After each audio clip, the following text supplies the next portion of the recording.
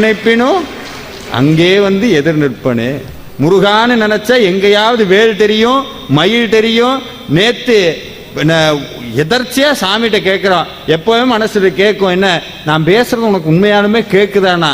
கேட்கறங்காட்டி தான் முன்னாடி நம்மளை பாஞ்சுக்கிட்டு வண்டியில வேல் போகும், நம்மளை பாஞ்சிட்டு வேல் போகும். மித்தவனுக்கு வேணா இது சாதாரணமா இருக்கிறான். ஒன்னு சொல்லட்டுங்களா, ஜெயகாந்தன் ஒரு எழுத்தாளர் இருந்தார், சொல்லுவார், இருக்கிறதோ இல்லையோ இருக்கிறதை நம்புங்கள்னர். இருக்கிறதோ இல்லையோ பார்க்கிற எப்ப பாரு வாழ்க்கையில நம்பாதவனுக்கு இந்த வாழ்க்கையில எதுவுமே கிடையாது. எது கேட்டாலும் இல்லம்பா, சாமி இருக்கா இல்ல, காசு இருக்கா இல்ல, நல்லா இருக்கியா இல்ல. ஆனா அடியார்களுக்கு அப்படி இல்லை. என்ன சொன்னார்?